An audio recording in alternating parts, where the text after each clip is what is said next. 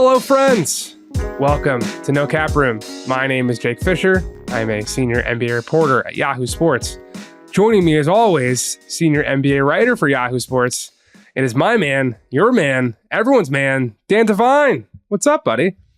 Jake, we are getting closer and closer to the games actually mattering. We're getting closer and closer to the start of the 2023-2024 season, which means we're getting neck deep in season preview content, and we are nothing if not followers here at No Cap Room. So we're about to get ready for our own, to start our own version of that, and I cannot wait to go through it with you. Yeah, it should be a very exciting year.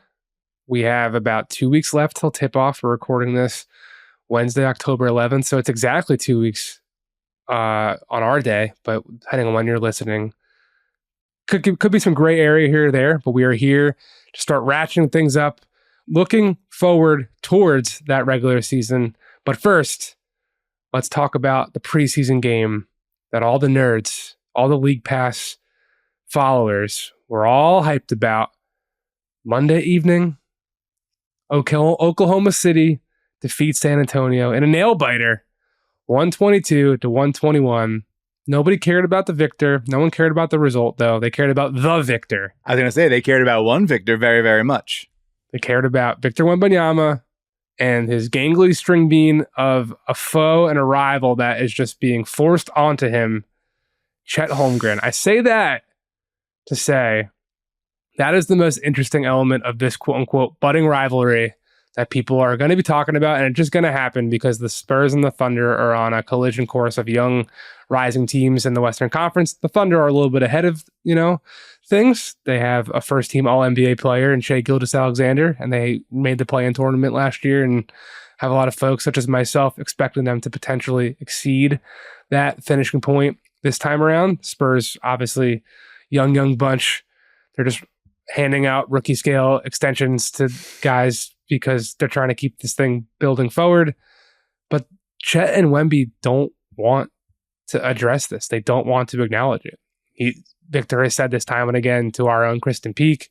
I believe it was Brian Windhorst who asked Victor about it post-game the other night, and Victor just kind of said he was a guy on the other team that made it tough. So that, to me, is the biggest takeaway, because we're always looking for the smoke. We want the Devin Booker versus Luka Doncic, the Devin Booker versus Paul George. Maybe this is just a shout out to Devin Booker for bringing it. Might be mostly a Devin Booker thing now that you mention it. Yeah. Yeah. But we want the tea. We want the drama. And maybe these two will be able to provide it. They also just look so strikingly similar. But Victor's so much longer and so much bigger. That was also a huge takeaway for myself. What say you, Dan? What did you check out this game live like the other masses out there? Did you check it behind the scenes, logging the film in an early morning with your coffee? How did you digest this game, and what are your takeaways? Yeah, it was a after the fact one for me, because Monday afternoon, evening was when I was coming back from the camping trip, which we don't have to talk about. But and then it was we got home and I said to my wife, would you be okay with aggressively having the kids for a while so I can kind of chill out? And basketball did not factor Wait, can you just tell our listeners what picture of yourself you sent to your wife while you were away on said camping trip? Sure. I'm happy to share that information. She doesn't listen. So, and she saw the picture anyway. So we went on the camping trip, and it was Saturday, which was a torrential downpour all throughout New York, just driving rain. It was terrible.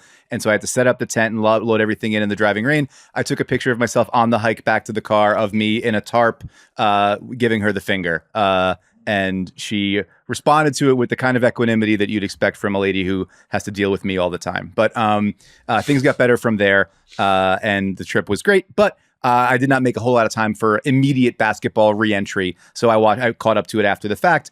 The things that stood out to me, one, and this is where we get right back into my dad stuff, it might be a butting rivalry. Neither one of those guys might want to deal with it too much, but if Victor Wembanyama is going to headbutt dudes as he dunks on them, then maybe more people will not be thrilled about it. Chet Holmgren certainly didn't seem to be thrilled about it. Made a point of calling it out on social media after the fact when, accounts were like, oh man, Wemby with the end one. And Chet was like, yeah, a headbutt's a pretty unstoppable move. Certainly many wrestlers of my lifetime would agree.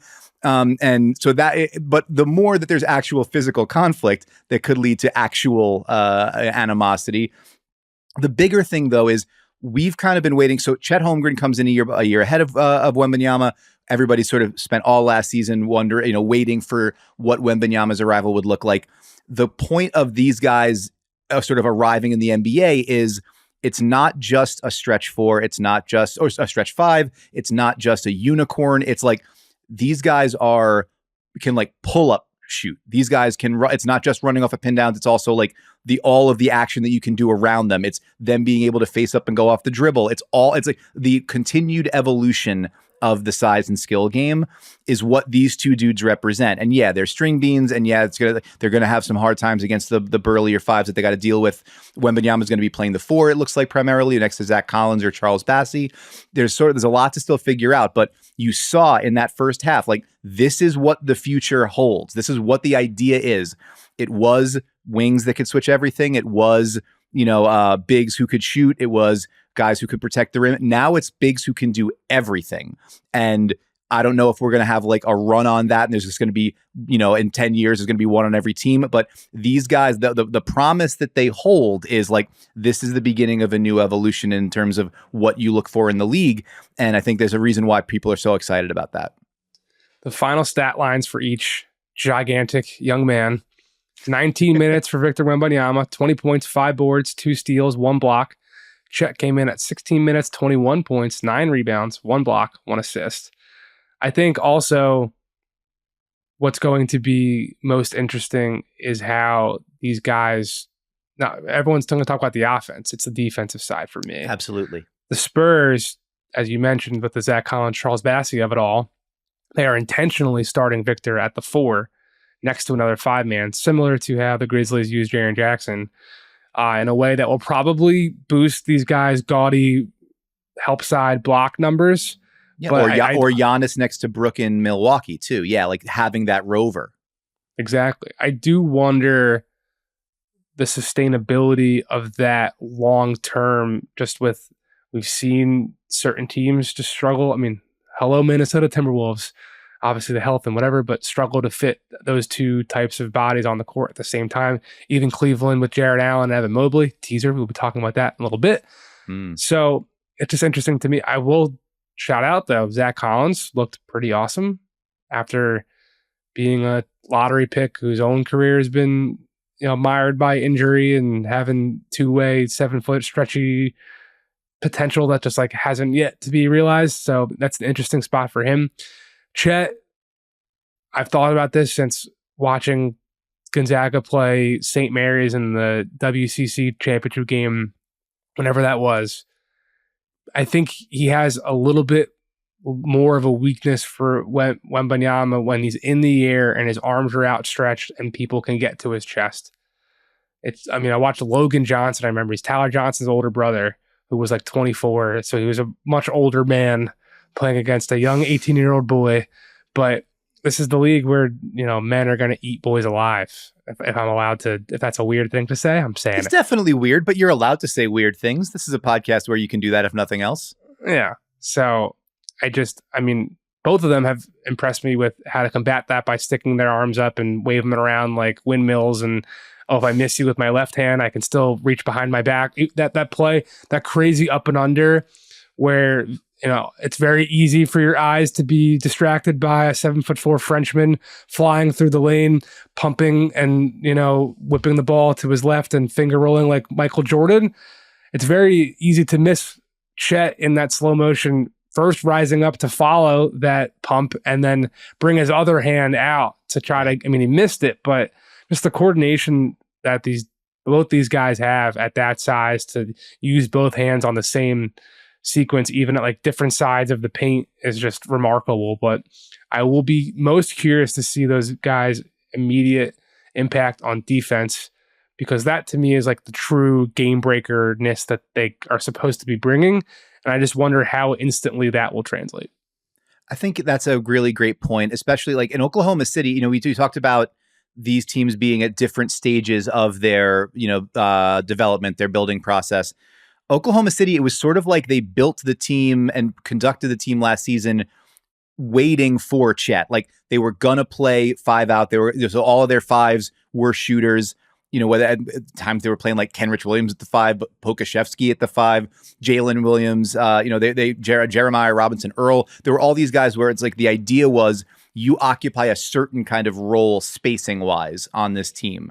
And then rim protection we'll sort of figure out as best we can. But the idea was that we all learned how to play a certain way. And then Chet is going to in theory, plug and play really neatly into that role at the 5, with a greater capacity to do more things on the offensive end, and also being that sort of final boss rim protector that they didn't have anybody really doing anything quite like that. Their interior defense very often was, can we take the charge before the guy gets all the way to the rim? Chet changes that math quite a bit. And so if you've got a Thunder team where you already have SGA as a first team All NBA, maybe dark horse MVP candidate kind of offensive force, Jalen Williams, making the continued rise after he was awesome in that game too. He had some crazy, like, just thunderous dunks that, I mean, they weren't just a dunk. It was the rip to the lane, the launch, everything.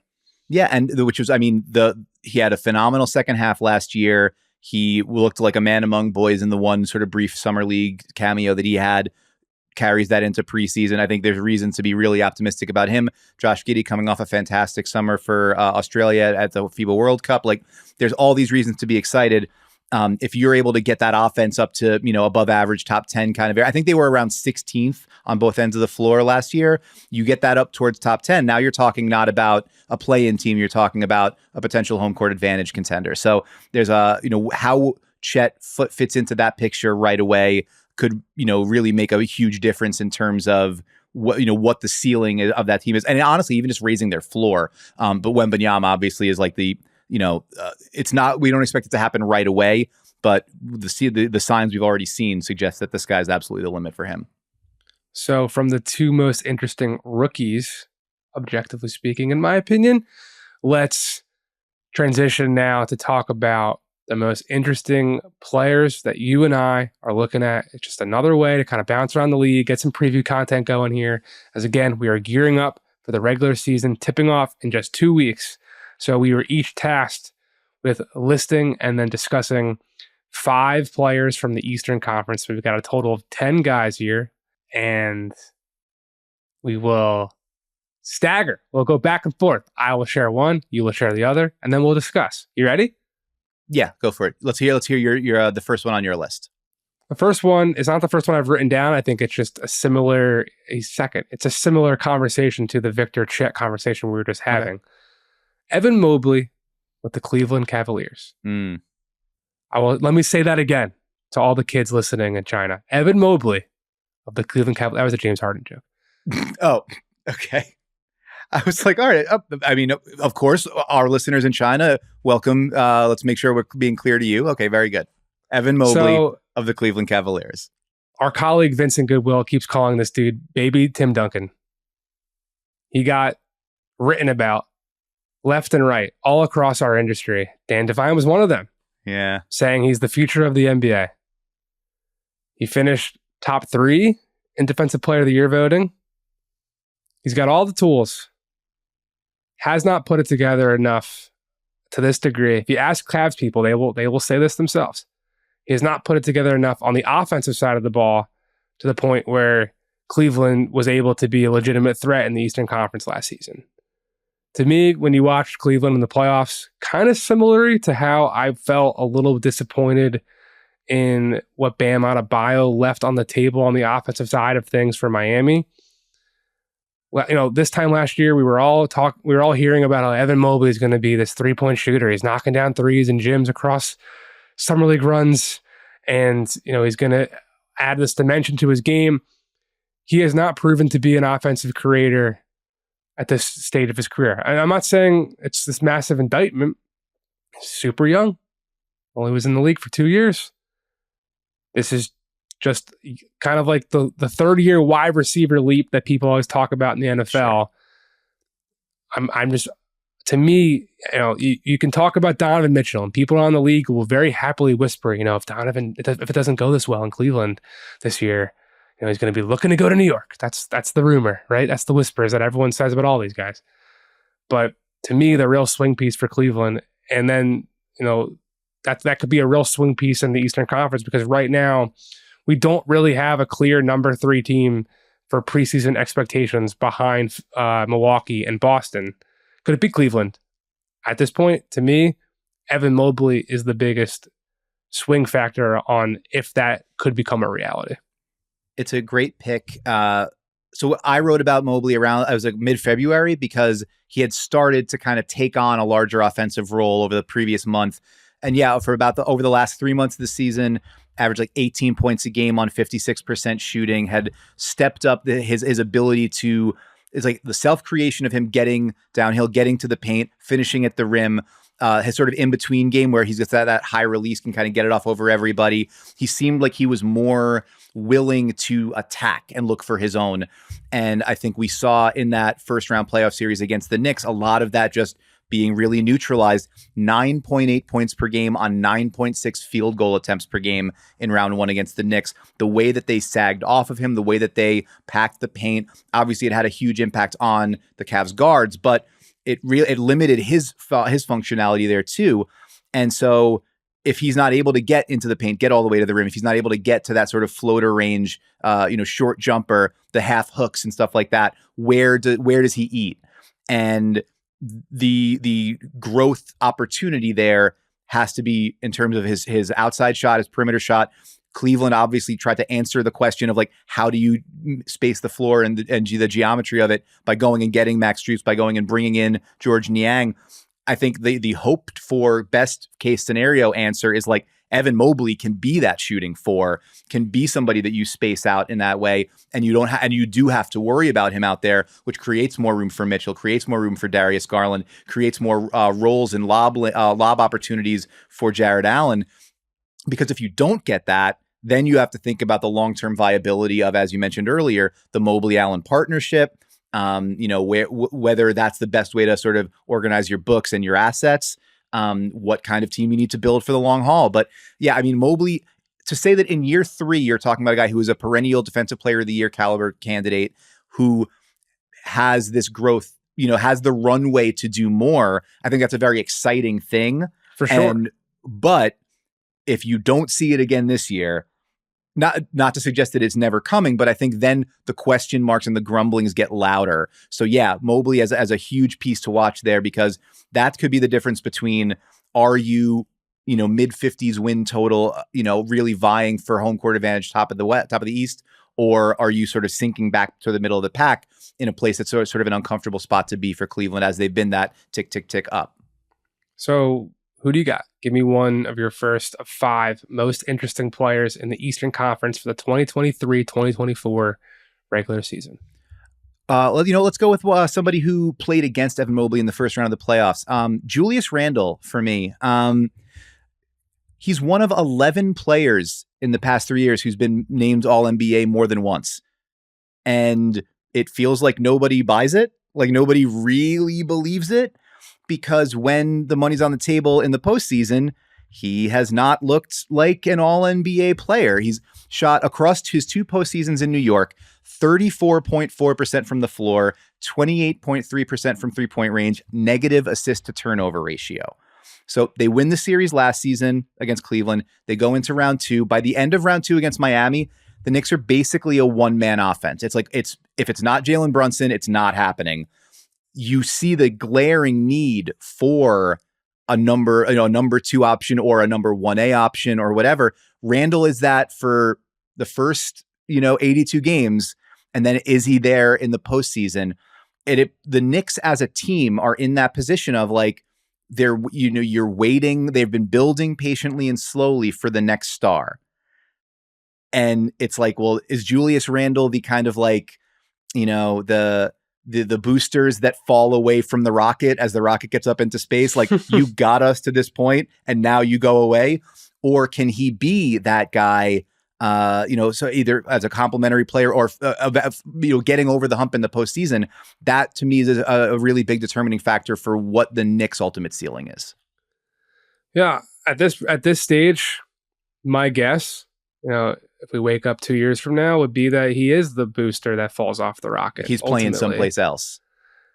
Right now, if you think about it from a trade standpoint, look at what happened with Drew Holiday and Damian Lillard. You're going to have to send out pretty significant salary in order to get one of these guys. So it was Drew Holiday for Damian Lillard, it was Malcolm Brogdon and Robert Williams for Drew Holiday.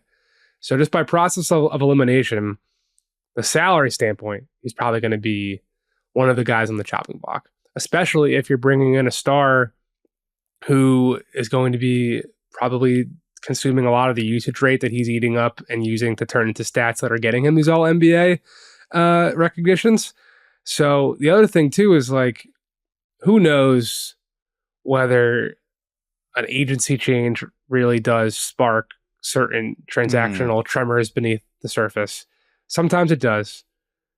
The Knicks being so baldly interconnected with CAA, the fact that Julius Randle left the agency after many, many, many years to go join WME is just something that the people around the situation have cocked up brow at, wondering if that is a precursor to something to happen later down the line. I'm not saying it will, not saying it is, just throwing out there the observations that the observers are mentioning. So yeah, it's a really interesting precipice for him to potentially be standing on if all those factors were to come together and result in a departure. And so two other observations and we'll move on from there. One is just for the purposes of fairness. We are, a fair and balanced podcast here. We are. Randle was dealing with an ankle injury all throughout last postseason. Sprained Correct. It, had a really nasty sprain at the late, cost him, I think, the last 5 or 6 games of the regular season. Had rushed back for the Cleveland series, re-aggravated it at the end of that series, missed the first game against Miami. So it's reasonable to say, like, well, if he's at full health, is at a different situation, because he had worked really well as though, playing off of Brunson all during the regular season, had kind of like re-elevated his game in that way. So whether it's a caveat or an excuse or an explanation, whatever, there's something at least worth noting. And then the other one, it's not an observation that I can take credit for. It's the great Miles Brown tweeted it during the Hawks series in 2021, and I'll never forget it. He called Randle Canal Street Zion because and said that the problem is when you get into the playoffs, everybody else's bag is real. And so it was one of the funniest things I'd ever seen. And it was like a liver shot. It was very, very direct and targeted. It was. And so the question is, like, is that who Julius Randle is ultimately going to be in the league? Are you sort of like a knockoff star where, like, when you actually look really close at it, you can see the seams and you can see where it's not quite the genuine article? Or does he have the opportunity does he really have it in him to be more than that? I think this season is going to be an interesting test case for that. And, we'll find out more. The answers always come out in the postseason wash. But I think if you see another playoff run like that, it starts to become harder and harder to imagine a higher ceiling for him. So that's my first. Who you got next? Yeah. So let's talk. Let's take that point and that context and put a frame around Zach LaVine, because he's a multi-time All-Star. He's getting paid the max. And his name was all throughout trade conversations all summer long, to the point where most recently he was definitely mentioned, broached, what have you, from Chicago's efforts to try to get Damian Lillard. That, of course, fell short, where Portland has been saying for a long time and signaling he was never someone that really stood out to them. When you look at Anthony Simons and Scoot Henderson and Shaedon Sharpe, not exactly a congruent situation for a rebuild, and then you just slap Zach LaVine on top of that. Right. He's still super, super talented. I mean, the dunk contest athleticism that he has showcased quite famously, I think he has definitely been able to generate into like actual scoring and real impact on offense. The defense, though, has always been a question. And this tug and pull between him and DeMar DeRozan that I've written about, that people have spoken about, has been one of the, more volatile subplots in terms of like the stake of a team. Not to say that they have like a volatile relationship by any stretch. Sure. But Nikola Vucevic said it to me on the record in Manila.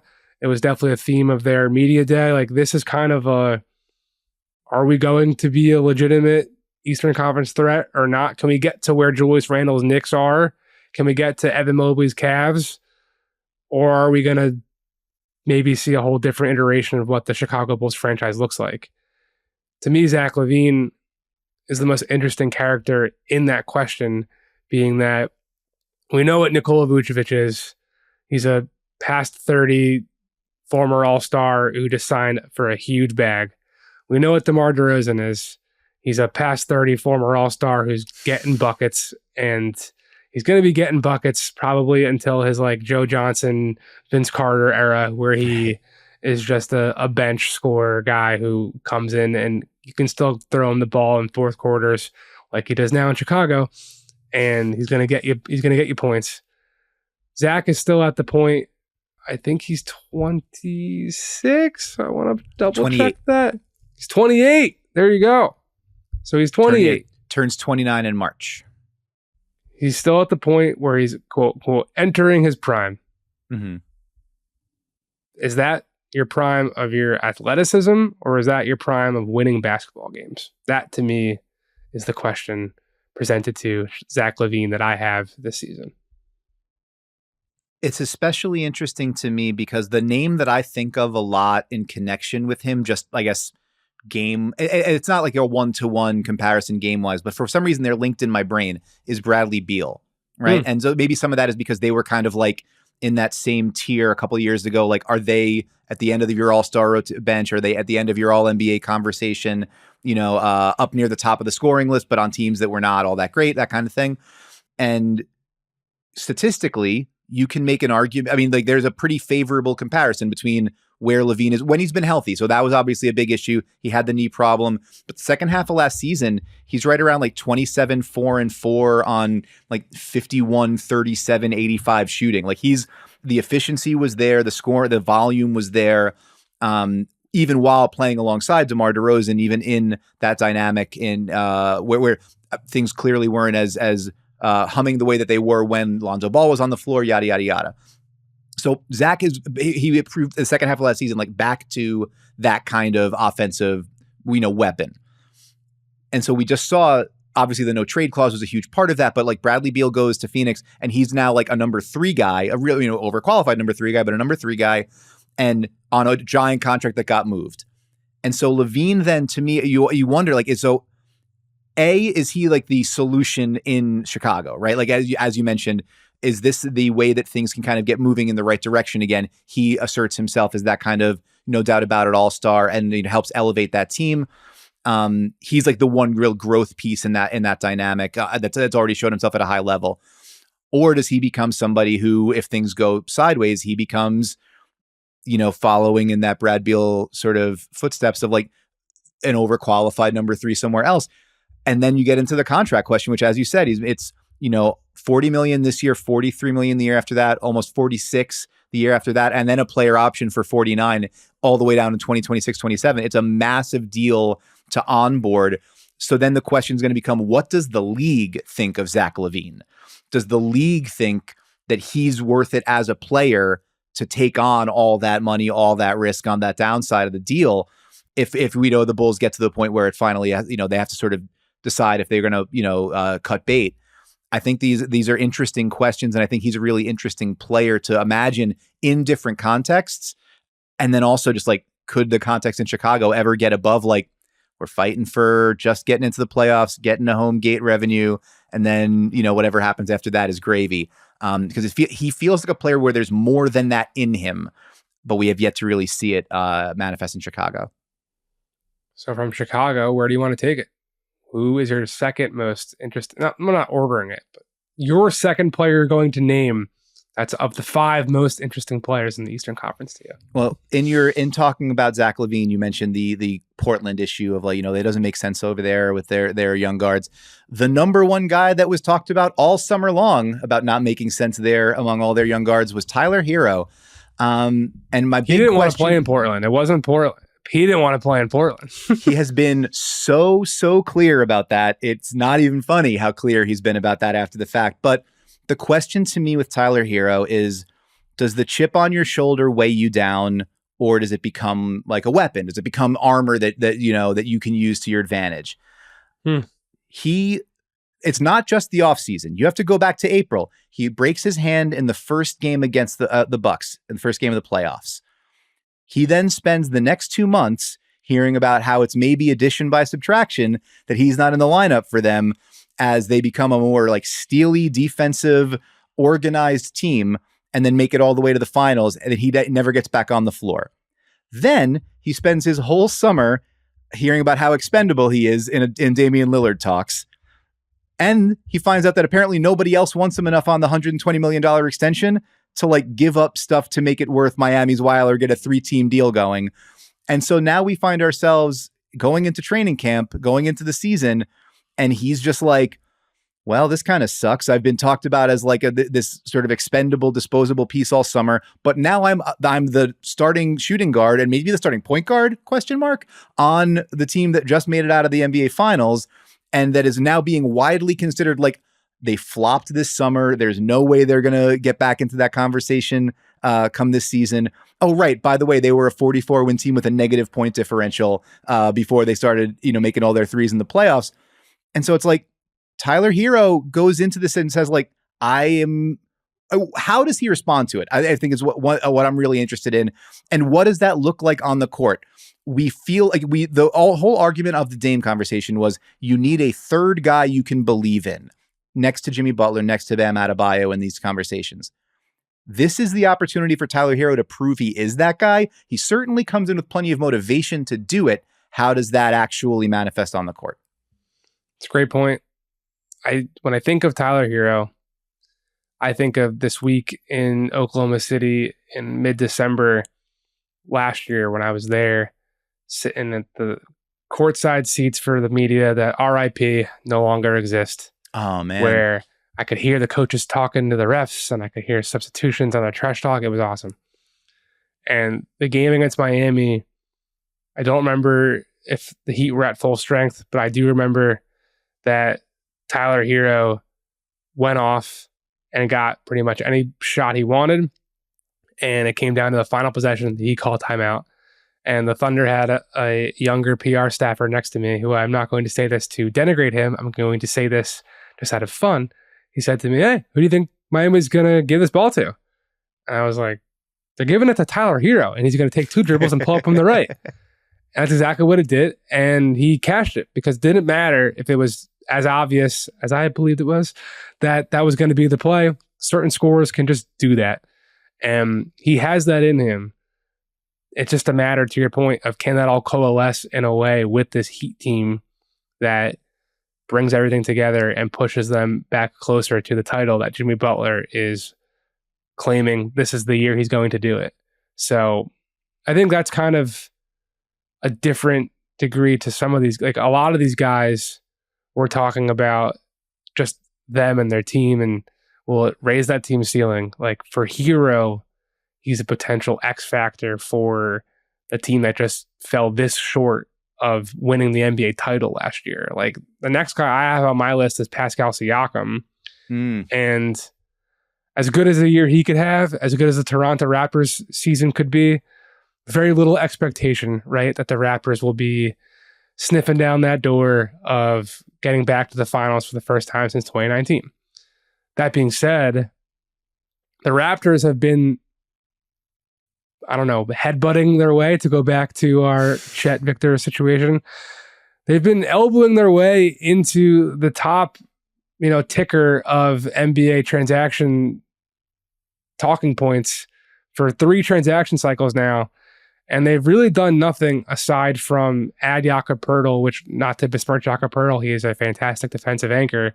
Like that is not the fireworks of potentially, trading Kyle Lowry to the Lakers or moving Fred VanVleet last year or moving Pascal or moving OG Anunoby, to the point where now the Raptors are left with a much bigger kind of cloud outside of the Pascal situation, where you've got OG, who's almost assuredly going to decline his player option for next season. And by all accounts, as I said last time on this show, he's not expected to sign an extension before the season begins. You've got question marks down the roster of how this team just looks without Fred VanVleet or Kyle Lowry at the controls for the first time in, over a decade. Pascal being the piece that was so dangled at, I guess, before the draft and after the draft, with the very well reported and written about at length Atlanta Hawks stuff at the forefront of it. Like, now we're at a position where we're here. We're 2 weeks away from the season. An extension does not seem likely in Toronto. And he's basically going to be playing as a upcoming free agent on an expiring contract, which is something that is pretty rare for all NBA talents at this stage of this NBA, where there really isn't like an all-star free agency anymore. These guys are just getting traded before their contracts expired, or they're pinpointing teams they want to go to and requesting to be dealt.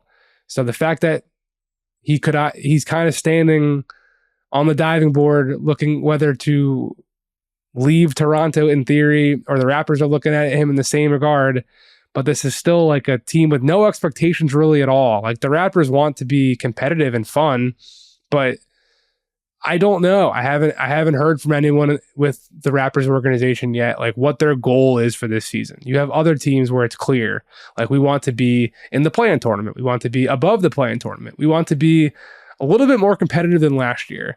Like, that's the more gray area one, where I don't necessarily know if even the team has like a uniform directive of like, this is what we're trying to accomplish. So with all that being said, Pascal being an all-NBA talent, a former NBA champion, a guy who's proven to be a number 2-ish type player on a championship team, the fact that his situation is just so uncertain, yet he is all those things, and he could just prove to be all those things again in Toronto, and they could be right back in the playoff picture in theory, and he could just stick around and it's all hunky-dory and they get married long-term again. All those range of outcomes are just pretty fascinating to me.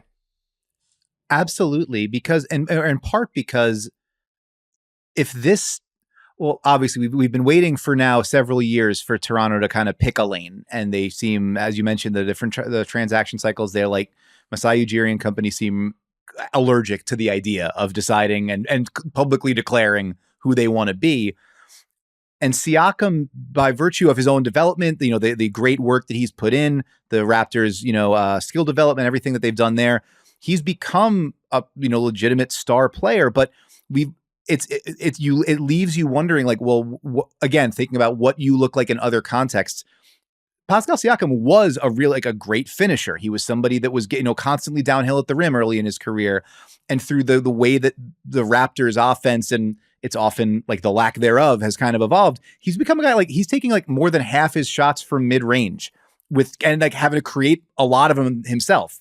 And you wonder, like, yeah, he's been super productive in that role. He's been a good table setter for other guys, but if he was in a situation where somebody else was making life easier on him, would you see some of that? The catch and shoot 3-point go up as opposed to him having to create for himself? Would you see, more attacks at the rim and a better percentage there if he wasn't just constantly having to like chisel his way into a contested 16-footer, off a hesitation dribble? And it doesn't seem likely in the current structure of the Raptors roster that someone's going to do that for him there. And maybe there's somebody else coming in. Maybe there's a move no one sees coming, but he becomes a player. Like, if I've sort of toyed with writing this, and other reasons have sort of popped in and out for why I haven't. But if he was someone that went somewhere else, he might be like the best gettable player left on the board in terms of the way he could fit on both ends of the court, next to high usage players, next to players that dominate the ball and can do the more of the shot creation, while also being somebody who could legitimately defend, 4 positions. Obviously, the contract becomes an issue there, because what are you giving up for a rental without, and he has signaled a lack of interest in like signing any kind of extension anywhere else. And now we're in a position where I'm not even sure what the availability of that would be, how likely any of that would be. But he is a player that has remade himself into an all-NBA player, and if that kind of guy, when he goes back down to a more complementary role, could be a really interesting player in a lot of other places. I just find myself wondering if Masai Ujiri is going to let us get interested in something like that. Like if there's actually, if anything's going to happen that would allow us to see that player in a new context. But yeah, I mean, what he is one of those names where it's like, that's a domino. That Harden is probably the next big one. Malcolm Brogdon is one of those dominoes. Pascal Siakam is absolutely a gigantic one to keep an eye on. Just quickly before we move along, I just want to say, I think the doesn't want to sign an extension anywhere else outside of Toronto thing, just a hunch from what I've heard. I think that will change if we get to the regular season and Toronto is a team that doesn't want to sign him to an extension. So, or hasn't done it to that degree. So at a certain point, like you're just going to want to get paid, right? You find the place where you can lock in the money.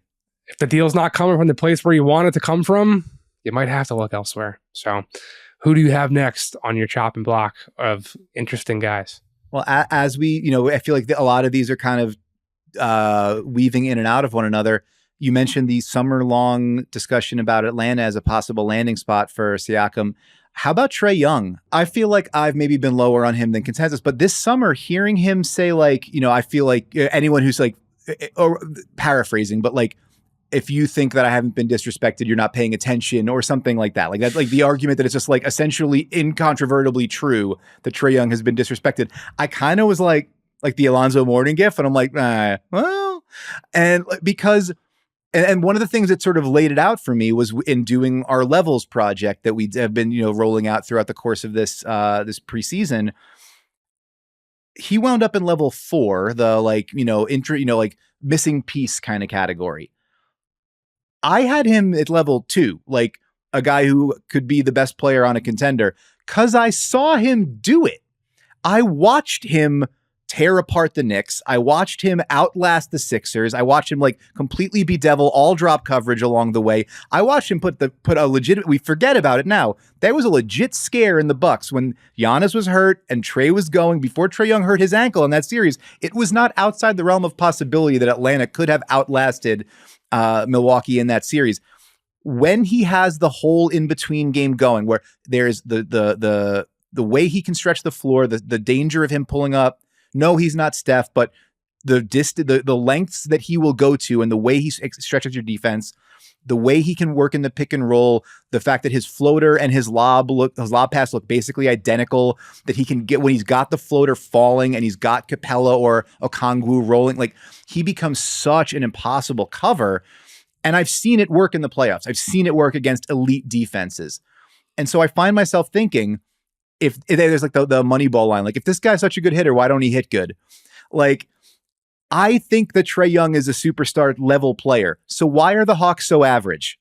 Why are the Hawks why are they like a 41-ish win team to like the projection systems have a lot of them of like 42, 43, 44. Like why? And so some of that is obviously the elephant in the room on the defensive end. Yes, Trae Young essentially guarantees you a top 10 offense. And when he's on the floor, like a top 5 offense, he also essentially guarantees you a bottom 10 or bottom 5 defense. But I know, like, I've seen that work. I've seen it make sense at the highest level. Why does it not now? Is one of those questions where I'm like, I have a really hard time reconciling in my head. And this, like, they bring DeJounte Murray back on that kind of sweet extension. There's the lingering Capella trade question and Okongwu on the rise. They've got all those sort of wings with Sadiq Bey and Jalen Johnson. DeAndre Hunter still there. There's all this stuff to kind of figure out. But the biggest thing is, is Trae Young the guy to build it all around? Because I think I've seen it enough to say yes, but then the results the last few years make you go like, I don't know. So where does that leave you when you look at Trae Young in the context of the league writ large and like what the Hawks are building? Where do you see him? Well, that's why they dropped a massive duffel bag on Quinn Snyder to the point where he forgot about the bag that he was packing to go on some 6-week vacation and decided to go join the Atlanta Hawks before the season ended last year. It's up to him to figure that out. And there's might be no better coach to be handling that problem. So that's kind of, to me, the biggest question of the Trae question is, how does that Quinn Snyder, Trae Young dynamic, that quarterback extension of the coach on the floor type of relationship, how does that change the trajectory that you're talking about of the Hawks?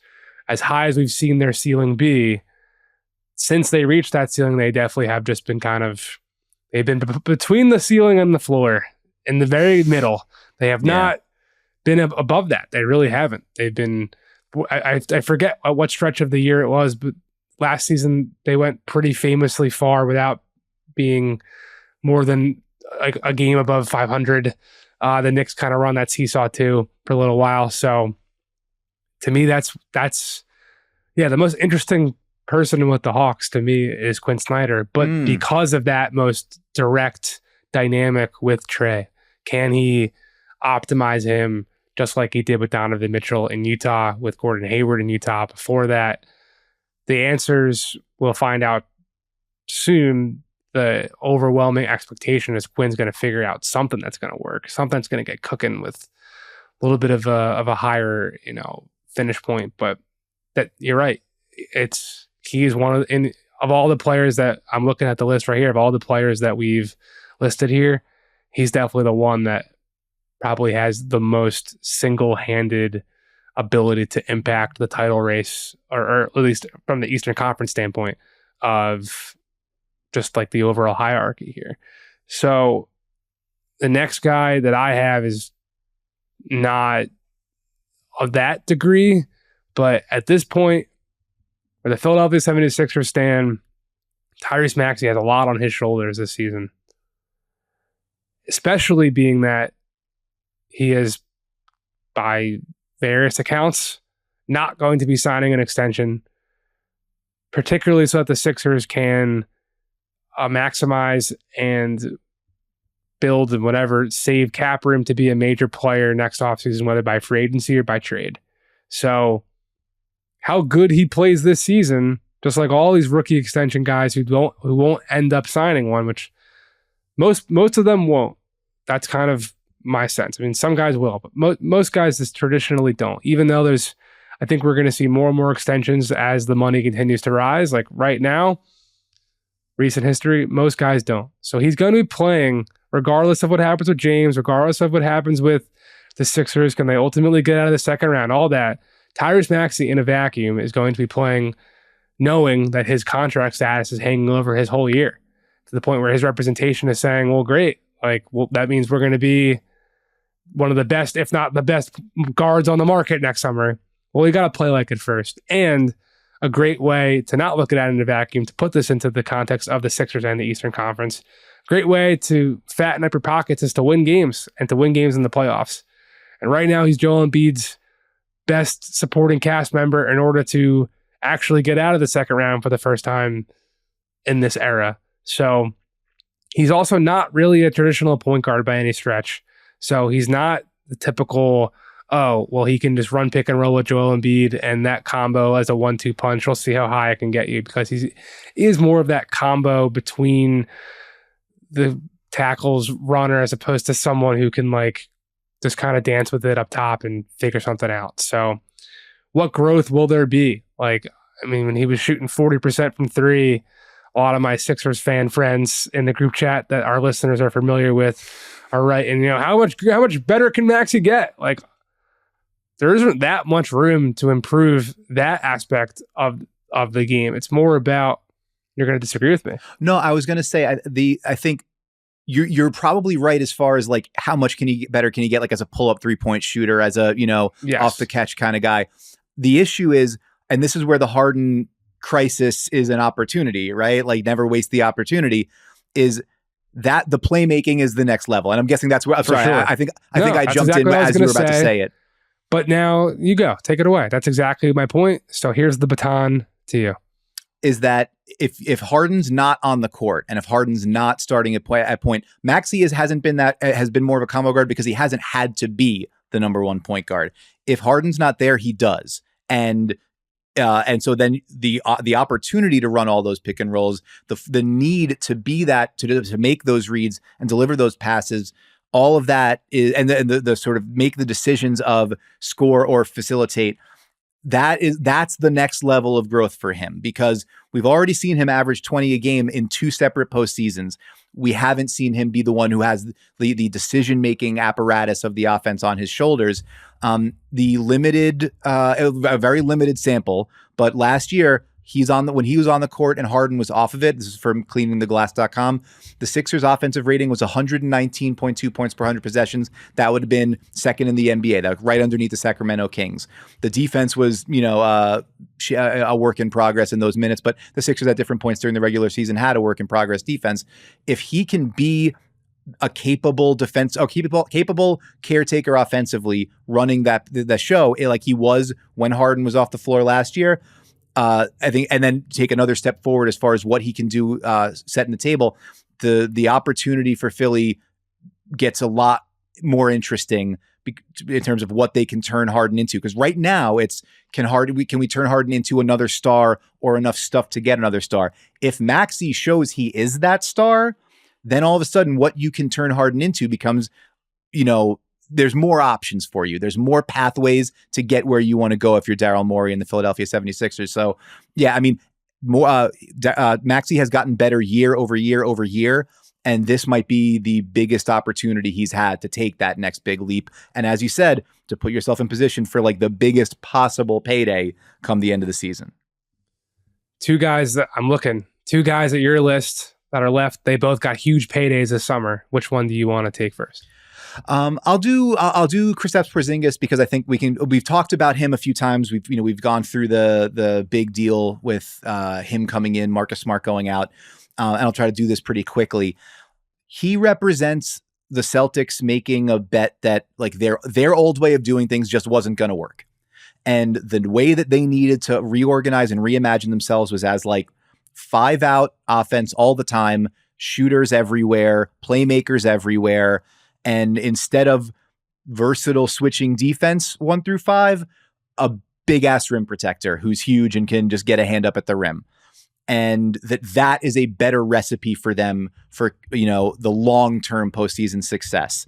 And it diversifies how they can operate their offense. Like he just gives them a weapon that they haven't had in terms of potential post-up answer, running him off screens off the ball, like making him a dribble handoff target that can also operate in isolation and shoot. Like there's a lot more arrows in the quiver for Joe Mazzulla, but that comes with risk. It comes with the risk of, do you buy that a career year in Washington where the games might as well have been like intramural for all the pressure that was on that Wizards team? Do you buy that's going to carry over for a team that's expected to win a championship? Do you buy that a guy who's never played in a game of consequence outside the first round of the playoffs is going to be ready for 4 rounds? Do you buy that he's going to stay healthy? Kristaps Porzingis played 65 games last year. That's the biggest question for sure. Yeah. It's the first time he's played 65 games since his second season. Do you buy that was 5 years ago? Do you buy that that's going to continue? And do you buy that the extension that you gave him as part of locking this all in is a good long-term bet, especially with how much you need Al Horford too, and Al Horford getting longer in the tooth? Like, you've traded away depth for high-end talent. Now the high-end talent has to both perform and be there. And Kristaps Porzingis has not consistently done that through the course of his career. And now Boston's chances of winning a championship might come down to whether or not he can. It's a fascinating gamble. It really is. I mean, health is going to be a big determinant for obvious reasons for every single team here. Health was a big deterrent for Cade Cunningham in his second season in the NBA after a Rookie of the Year campaign. Now he's back healthy, and he's my 5th most interesting player in the Eastern Conference. Not because I think the Pistons are going to be battering down the door of the postseason picture, but you don't pay Monty Williams at the time of record $12 million to not... I forgot about that contract. That's right. It like reset the whole market, right? Like it blew reset everything the whole up. market. You don't do that after struggling back and forth between 2 other head coaching candidates for like a month. If you're not hoping that Monty Williams can do a pretty similar thing of take the Phoenix Suns through an 8-0 stretch in the bubble and then immediately jump into being a title contender. It's not to say that I think the Pistons have the expectations that Monty Williams will take this particular group to be a title contender next season, but the expectation is to definitely win more games. And Cade Cunningham is of course, going to be the straw that stirs that drink. And he was, to a man, to everyone who was in the gym in Las Vegas or Colorado Springs, wherever exactly, I think it was Vegas, the select team played against the Team USA big, squad before they went over to Spain and then Abu Dhabi before they went to Manila. Cade was the guy that everyone said of the select team, he was the dude. He was the one who was giving all the problems to the varsity squad, and he was the most impressive guy in the gym, maybe across the board, let alone just out of the select team. So can that translate? Can that springboard him into being like is Cade Cunningham going to become an all-star this year? Right. Is he going to have the Anthony Edwards leap of a couple years ago? Is he going to have the Shai Gilgeous-Alexander leap of a couple years ago?